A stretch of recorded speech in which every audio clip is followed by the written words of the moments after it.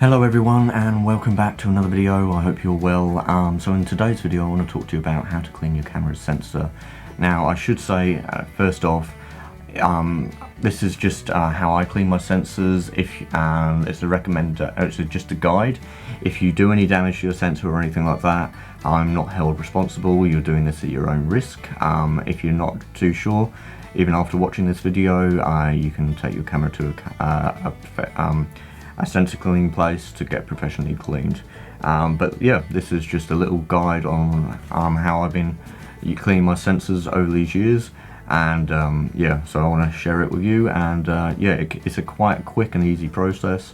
It's not that daunting. It is a little bit daunting to get once you've done it for the first time, but but over time it does get a bit better. So yeah, it doesn't take very long to clean a sensor. You probably do it in about 2 minutes, and that's what I want to show you in this video. So I use swabs to clean my sensors. Yeah, they just work so well for me. They're nice and easy. But you know, I've got 4 cameras here. I've got 2 M50s. So I've got my M50 here that's recording my front-on view, and I've also got an M50 above me, which is allowing me to do an overhead view, so you can see my camera down here. Bit of fine tuning, there we go. I think that's in focus now. So yeah, let's get stuck into this. So the kit that I recommend using is a kit that I use often, and it's basically a wet swab method. So I use these swabs I've done that at Bisco, maybe BISGO. Now I will link to all the products I use down below. It is not affiliated. I'm not going to earn any money if you buy the stuff, but I just want to help you out as much as possible. So yeah, I use these. These are the full frame swabs. You can get the ones for APS-C and micro four thirds. And this is the fluid I use as well. It's made by Photographic Solutions. It's called Eclipse Optical Cleaning Fluid. Now this is fine to use on sensors to clean them, and I'm realizing I'm looking at the viewfinder again of the display and not the camera. I do apologize. So yeah, I'll make sure and do the effort of looking at the lens. Yeah, so this is the stuff I use, and I highly recommend this stuff over the actual stuff that normally comes with the actual swabs. The reason why I don't like the stuff that comes with the swabs, I've used in the past, and what it does is it just leaves residue. I can never ever get rid of it, no matter how little or how much I use. If I go over with the blower afterwards, I just find it leaves marks, and it does actually show up in my photos, and there's nothing I can do about it. But this stuff dries instantly, and I've never had a problem with it, and it lasts a very long time as well. So it costs about $40 or $50 for the little container. But yeah, you only need to use about 3 to 4 drops, or even 5 drops sometimes if it's a really stubborn marks you need to remove off your sensor. So yeah, so that's what I use. And what we also need to use is a little lens blower. So this is my little Gitzo one. I've had it for a while. I do give it cleans. I flush it out with water every now and then, just to make sure there's no dirt or anything in there. I've had it, I don't know, maybe 6 years, 8 years, I don't know, but I've had it for a very long time. Probably might get another one because there's a load of little cracks and everything developing on there. But what I want to show you how to clean is my DSLR, my Canon 60 right here, and also show you how to clean my Hasselblad right here. So if you've got a medium format camera and you don't clean your own sensors, hopefully you'll find this useful, and yeah, it's quite easy. So I've done a couple of takes of this, and I don't want to reopen any more packages, so I'm going to be doing this basically in like a demonstration sort of mode, because yeah, these are kind of expensive, and I do reuse them, but I reuse them using some of these pads right here. Yeah, they're really handy, really useful, and they work fine on sensors, never had a problem. They do say it's more for like optical, but for optics, scanners, copiers and compact discs, but it's I think you can get the no, actually, when I got my first sensor cleaning kit back in 2009, when I first started cleaning my sensors, they actually came with this and the fluid and the swabs. I've actually still got one of the swabs here from when I first, for an APS-C, so I can easily clean these little cameras, the M50s. So this is the swab it came with, a little bit of plastic basically. Yeah, it's a bit old actually. Well, how old is it now? 14 years old. Done a lot of sensor cleans. Probably done, probably my life of cleaning the sensors, I've probably done maybe about 200 or 300 cleans. So yeah, quite a lot. I'm not new to this whatsoever. So yeah, let's get started into this. So yeah, what we want to do is we want to make sure our camera is fully charged. Now, if you do have a mirrorless camera where the sensor is always exposed when the camera is off, you don't need to worry about this area. But if you do have this step, but if you do have a camera where the sensor is blocked by the shutter curtain, then I recommend following these steps. So what you want to do is you want to make sure the camera is fully charged. And what we'll do, I'll just move the lens cloths over. So you want to go into the camera, turn the camera on, make sure you've got the camera which is a fully charged battery, and you want to go into the find the sensor cleaning mode on the camera. Now it gives you 3 options. It gives you an auto sensor cleaning, which you don't want. That's basically when you turn the camera on, it will do a sensor clean. So what you want to do is you want to go down to the one where it says clean manually. Now we'll click on that. So currently, as we look into the camera, you can see the mirror is blocking the sensor. So as soon as we hit OK on here, it will lock up the mirror and also push away and remove the shutter curtain and reveal the sensor. So as I've done a couple of cleans in this, because I've done a couple of takes, I won't do this exactly how I normally do it. But what you want to do is you want to actually get your little lens blower before we actually go in with the swab. And what you want to do is you want to actually blow into the camera with the camera facing down, so if any dirt is inside the camera or on the sensor, it's going to fall down onto the table below. So what you want to do is you want to just some nice strong puffs, keep this about 1 inch away from the camera, and just move the camera around and try and get it as clean as possible, and yeah, just remove any loose debris that's in there, and also around the mirror box and everything.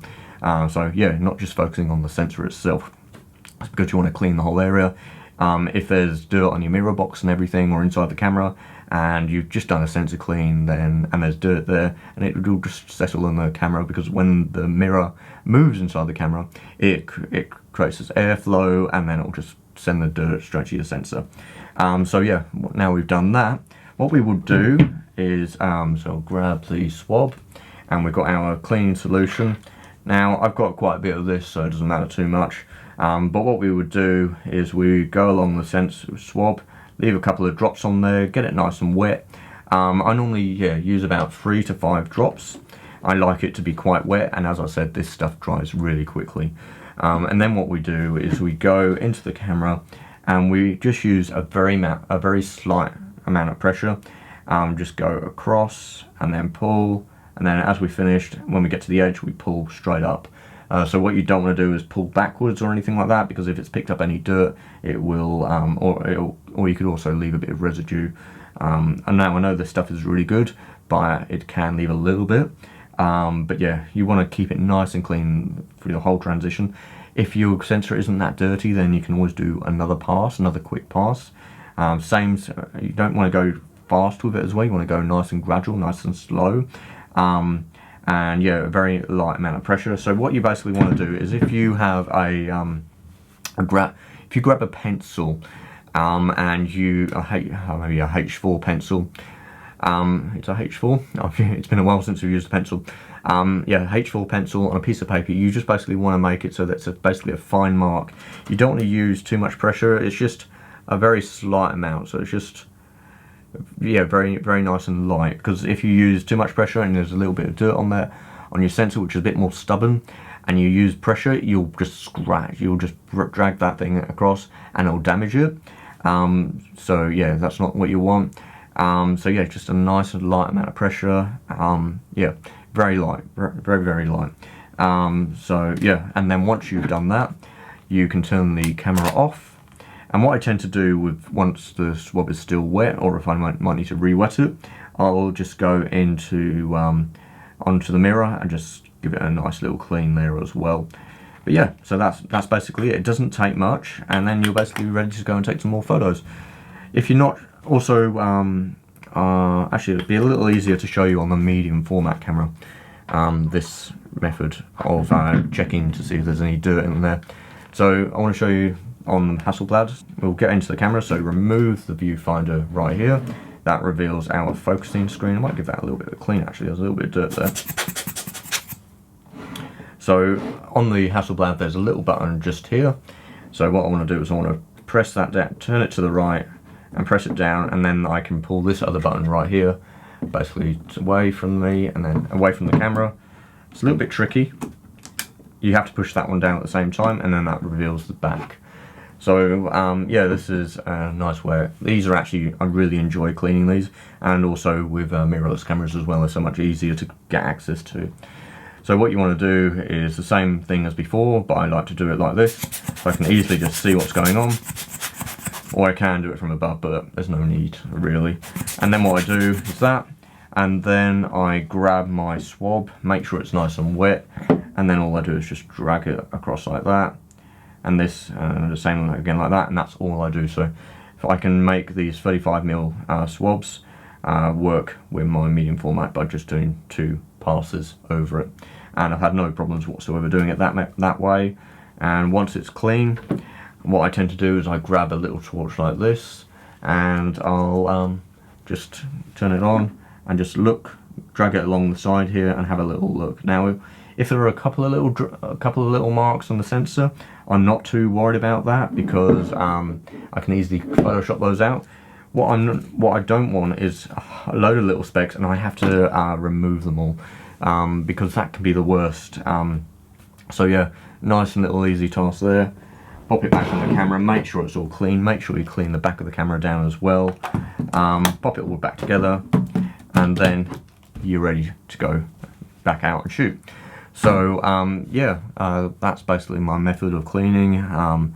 It's pretty straightforward. I've done quite a few takes of these, going on for a bit. I do apologise, but trying to make it as quick and informative as I can.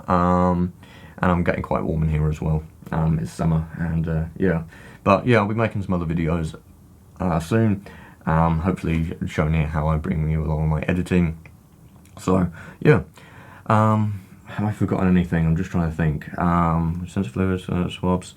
Yeah, I think that's basically everything. I can't think of anything else at the moment. If I do think of anything, I will make sure I'll pop it down in the description below. Yeah, and as I said, I will link to the products that I use, so you can go out and buy it and have a go yourself. Yeah, because it's really not that hard. And as I said, it can take 2 minutes to clean your sensor. If it's a bit more dirty, maybe take about 5 minutes, but it shouldn't take any longer than that. And I find as well, there's the method of putting your lens back on your camera, taking a photo. You normally take it one stop overexposed, normally on a white background, or take it outside and take a photo of the sky. Set your focus, I think it was to infinity, or was it the closest distance, something like that. And you take a photo and then you zoom in and see where your dust spots are. Now I don't tend to do that anymore, because I don't really use small apertures anymore. The smallest I'll use is maybe f22 on the Hasselblad, but for like the Canon, maybe f11, f14, nothing really much worse than that. And if you're using large apertures all the time, you're shooting wide open with your lens, so if you're shooting at 1.8 or anything like that, you probably won't see the dust.